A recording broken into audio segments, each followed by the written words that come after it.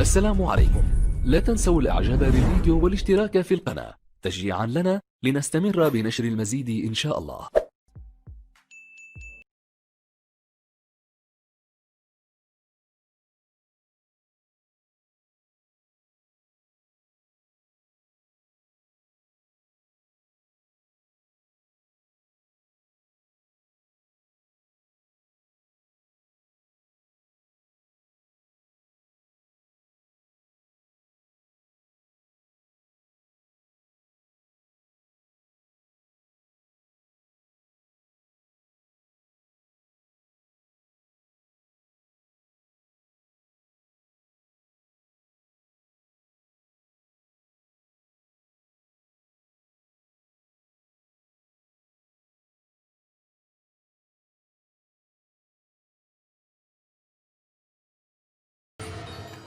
It became known as Black September. The month of the lives of hundreds of aeroplane passengers lay in the balance. More than 300 people were taken hostage when Palestinian extremists hijacked 4 airliners between September the 6th and September the 9th, 1970. 3 of the flights landed at Dawson's Field, a desert airstrip the militants renamed Revolution Airport. On September the 12th, they blew up the 3 aircraft to demonstrate their resolution, moments after the last 40 passengers left the aircraft. The dramatic footage of massive jet fuel explosions and billowing smoke mesmerized the world television audience and put greater pressure on the affected governments. The People's Front for the Liberation of Palestine, a segment of the Palestine Liberation Organization, said it had taken the drastic step because it believed military action was about to be launched to retake the plains. The guerrillas were constantly battling Jordanian forces in the streets of Amman, with the hotel housing most of the hostages taking heavy fire. Although the terrorists had successfully captured 2 flights, with the third brought in later by an unaffiliated sympathizer, 2 hijackings did not go as planned. The taking of LL Flight 219 was foiled when pilot Uri Bar-Lev put the Boeing 707 into steep nosedive and threw the 2 terrorists off balance. The flight landed safely at Heathrow, where Layla Khaled was taken into custody. The other would-be hijacker, Patrick Arguello, died from injuries received during the struggle. A 4th flight refueled in Beirut, where another 9 militants boarded the plane and diverted to Cairo after its pilots successfully convinced the hijackers that the 747 was too big to land in the desert. It was wired with explosives and blown up a few moments after the passengers disembarked.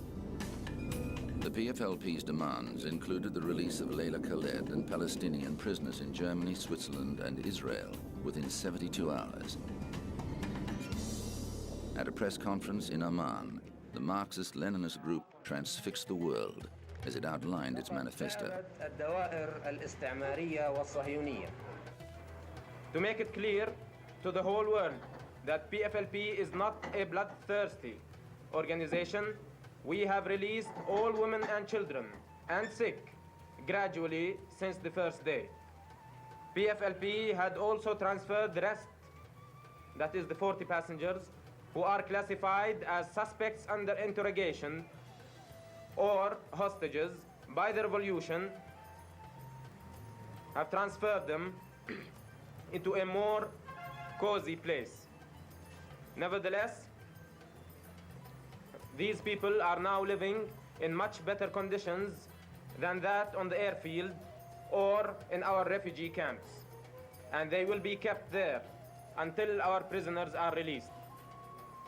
PFLP had destroyed completely today the 3 planes, practicing one of its strategical lines to hit the imperialist and Zionist interests all over the world, and in reaction to the stand of the imperialist and Zionist powers.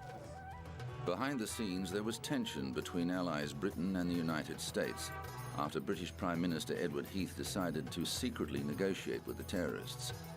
US President Richard Nixon, on the other hand, favored direct military action. He instructed his Secretary of Defense, Melvin Laird, to arrange for PFLP positions to be bombed in retaliation for the hijackings. However, Laird told his president inclement weather made this impossible. He later admitted that this was an excuse to avoid carrying out the order, as he thought it would damage American interests given the country was already fighting a debilitating war in Vietnam. Nixon also announced that armed air marshals would travel on U.S. commercial flights and that security would be stepped up at U.S. airports. Calling hijacking piracy of the skies, he called on the international community to suspend airline services with countries that refuse to punish or extradite hijackers. The British government quickly assessed that a military solution was impractical and concentrated on resolving the standoff through diplomacy. It successfully negotiated an extension of the 72-hour deadline, and 6 days later, after an assurance that Khaled would be freed, most of the women and children were released. Jordan's leader King Hussein ended his policy of tolerating Palestinian militant activities in his country and launched an all-out war on the Palestinian Liberation Organization. The situation reached crisis point when Syrian tanks crossed the border.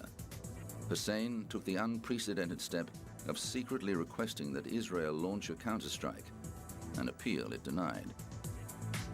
Within a year, the PLO had been driven from Jordan and set up headquarters in Lebanon, an act that was to have bloody consequences for that country. But the PFLP judged the hijackings a success. Spokesman Bassam Abu Sharif recalled the confusion among some of the American passengers who had no sense of the geography or history of the Middle East. One man thought they'd landed in Africa. No, Abu Sharif told him, you are in Jordan and we are Palestinian guerrillas. The man had never heard of Palestine. By the time the situation was resolved, many more Americans knew about the Palestinians' grievances. The events of Black September were the prelude to a more violent chapter in the struggle for the Palestinian cause. The 1970s saw several more hijacks and some deadly actions, including the massacre of Israeli athletes at the 1972 Munich Olympics and the murder of 27 people in the lobby of Israel's Lod Airport. Layla Khaled now lives in Jordan with her husband and sons and has renounced her support of hijacking as a valid means of protest. However, she says she stands by her actions in 1970 and believes the hijackings brought the Palestinian cause to world attention and demonstrated that governments could be held to ransom when the lives of their citizens were under threat. After the Dawson's Field hijackings, air travel was never the same again.